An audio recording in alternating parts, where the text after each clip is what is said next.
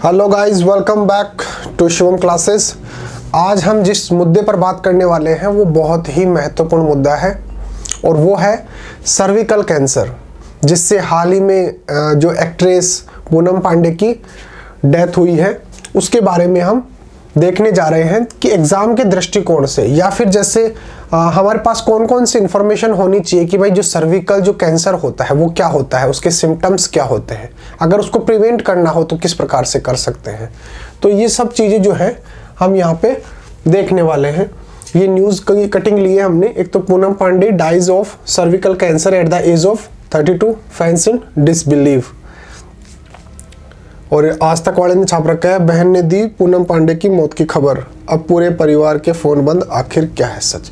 तो अपने को इन सब से मतलब नहीं है, क्योंकि हाल ही में ऐसा भी बोला जा रहा है कि ये जो सब है वो पब्लिक स्टंट है। जो पूनम पांडे है वो उसकी डेथ नहीं हुई है।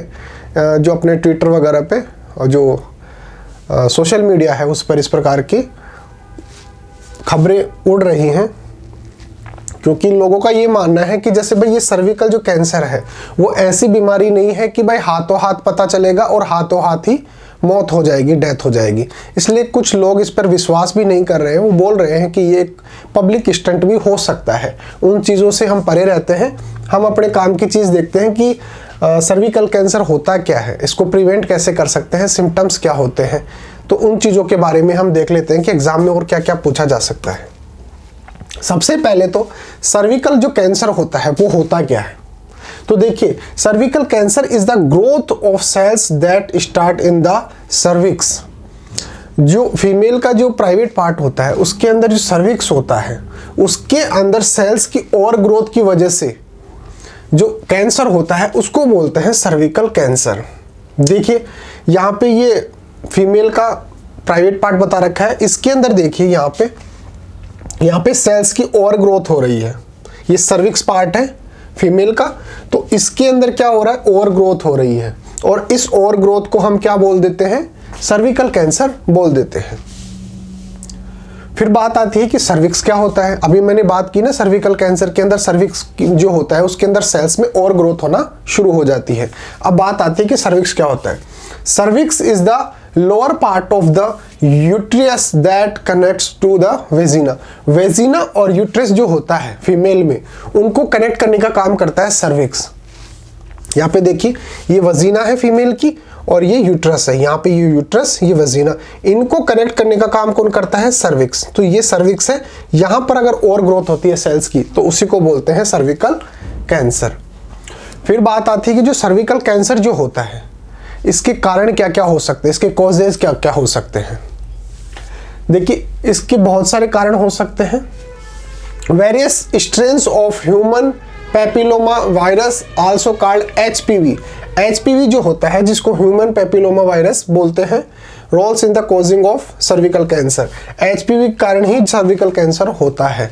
इसका फुल फॉर्म क्या होता है, ह्यूमन पैपिलोमा वायरस, HPV की फुल फॉर्म।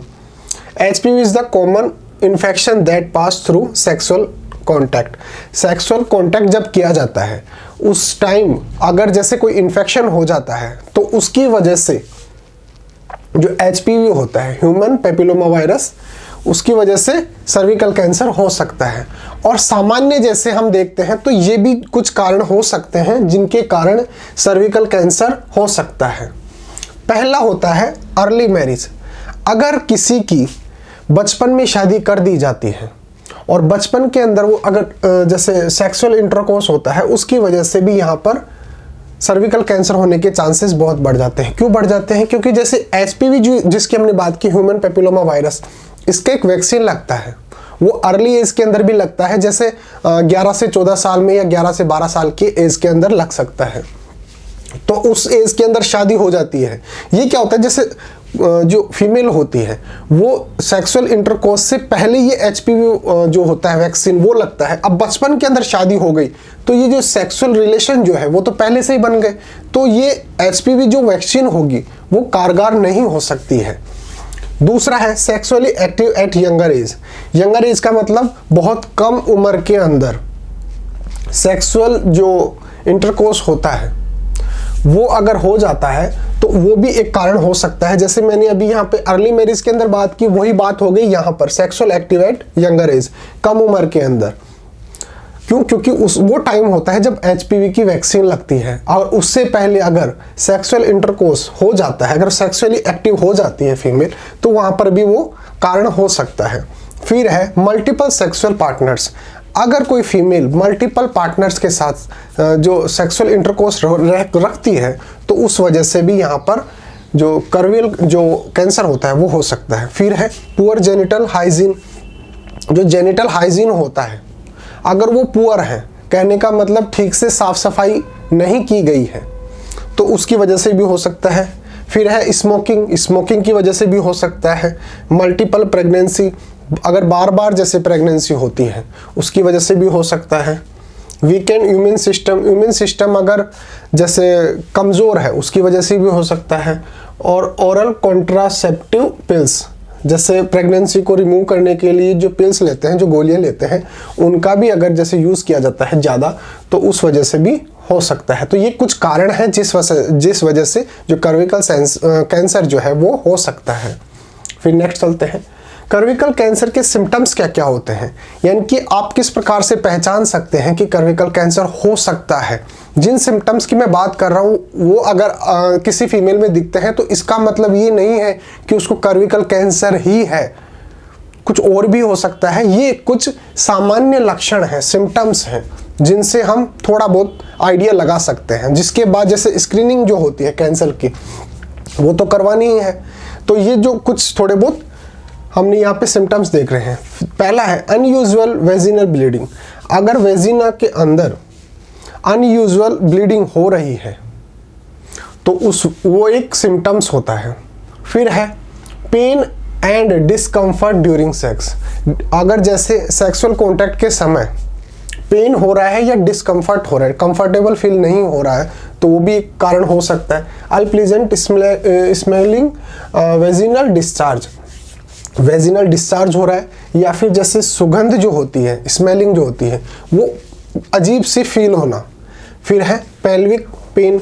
अगर आपके जैसे प्राइवेट पार्ट के अंदर कोई पेन हो रहा है, तो वो भी एक सिम्टम होता है। लेग पेन, पैरों के अंदर दर्द होना। कॉन्स्टेंट फैटिग्यू और weight loss. Bleeding after menopause. Menopause क्या होता है, जैसे जो पीरियड्स होते हैं फीमेल्स के अंदर, उसके बाद भी अगर ब्लीडिंग हो रही है, तो वो भी एक कारण हो सकता है, सिम्टम्स हो सकता है। फिर है सर्विकल कैंसर प्रिवेंटेशन, यानी कि इसको प्रिवेंट कैसे करेंगे, रोक कैसे सकते हैं। सबसे पहले मैंने बात की कि सर्विकल कैंसर का एक टीका लगता है, जिसको बोलते हैं एचपीवी टीका, एचपीवी वैक्सीन। एचपीवी वैक्सीन लगाना जरूरी होता है फीमेल के अंदर, अगर उसको सर्विकल कैंसर को प्रिवेंट करना है। तो बात आती है एचपीवी का मतलब क्या होता है। अभी मैंने वहां पे पीछे बात की कि ह्यूमन पेपिलोमा वायरस इन्फेक्शन, इसको बोलते हैं एचपीवी। वी का मतलब वैक्सीन है यहाँ पे, तो ह्यूमन पेपिलोमा वायरस वैक्सीन। तो ये कौन सी वैक्सीन है, ह्यूमन पेपिलोमा वायरस वैक्सीन। तो अगर आपसे एग्जाम में पूछा जाए कि सर्विकल कैंसर के लिए कौन सी वैक्सीन लगती है, तो एचपीवी वैक्सीन या फिर ह्यूमन पेपिलोमा वायरस वैक्सीन, ये बिल्कुल इंपॉर्टेंट चीज बन जाती है। फिर है टाइमिंग ऑफ एचपीवी वैक्सीन।